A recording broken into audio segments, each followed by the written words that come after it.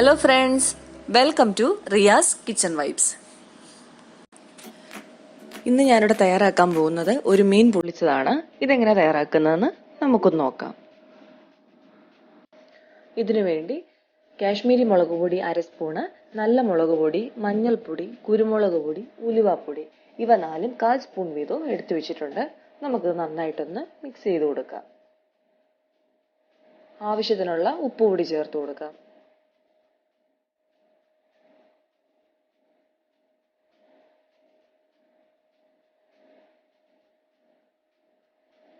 ഒരു ചെറിയ കഷ്ണം നാരങ്ങയുടെ നീര് കൂടി ഇതിലോട്ട് ഒഴിച്ചു കൊടുക്കാം.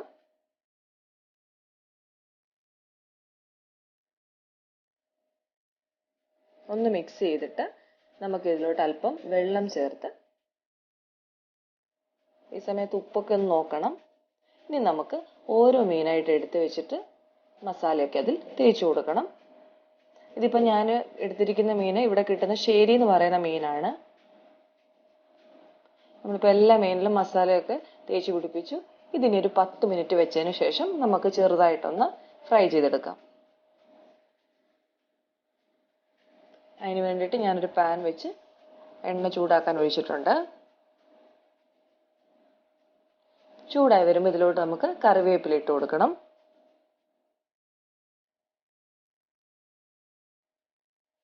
ഇനി നമുക്ക് ഓരോ മീനായിട്ട് ഇതിലോട്ട് വെച്ച് കൊടുക്കാം.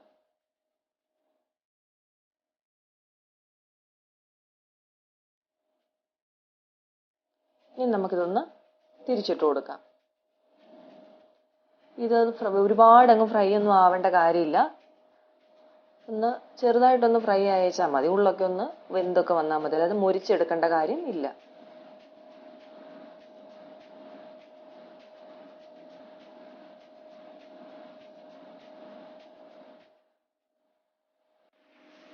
നമുക്ക് ഈ മീന് പാനിൽ നിന്ന് മാറ്റാം.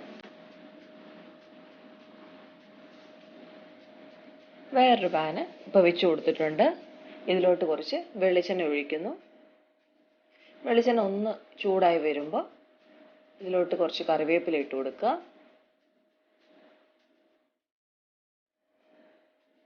ഇനി ഇതിലോട്ട് സവോള ചേർത്ത് കൊടുക്കണം. ഇതിപ്പോൾ ഞാൻ 2 സവോളയാണ് എടുത്തേക്കുന്നത്.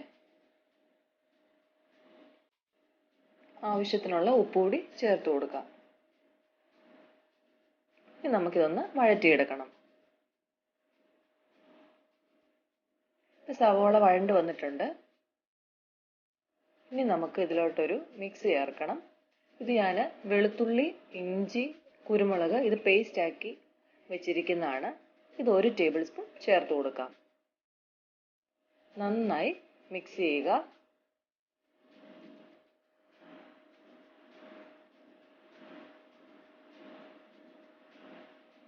ഇനി ഇതിലോട്ട് 1 ടേബിൾ സ്പൂൺ കാശ്മീരി മുളക് പൊടി കൂടി ചേർത്ത് കൊടുക്കണം.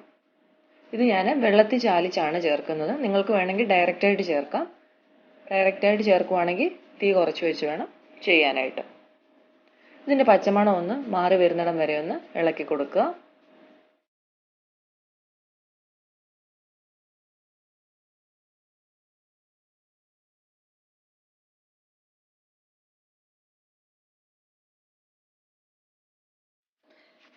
ഇപ്പോൾ നമ്മളുടെ മസാല നന്നായിട്ട് വഴണ്ട് വന്നിട്ടുണ്ട്. ഇതിലോട്ട് 1 തക്കാളിയും കൂടി നമുക്ക് അരിഞ്ഞിട്ട് കൊടുക്കാം.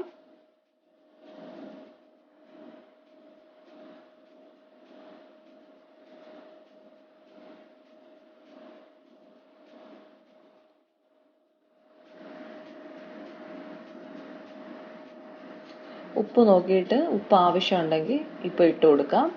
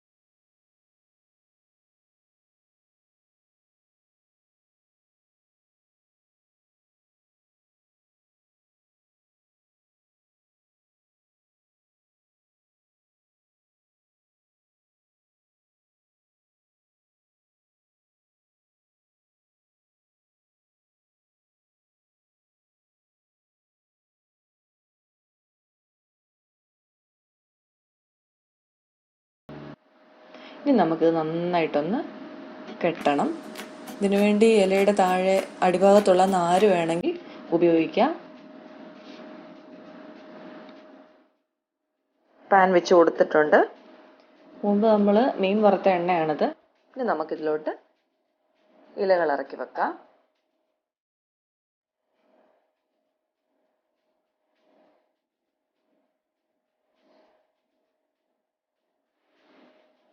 ഇതൊന്ന് മറിച്ചിട്ട് കൊടുക്കാം.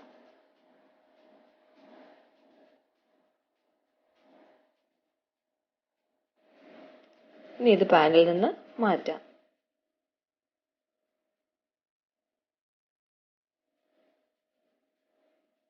ഇനി നമുക്ക് ഈ ഇലയൊന്ന് തുറക്കാം.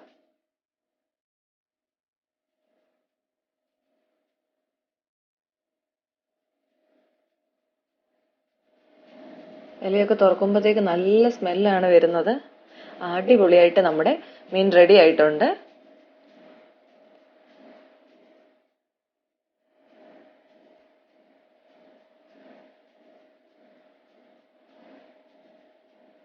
നന്നായിട്ട് വെന്തിട്ടുണ്ട്.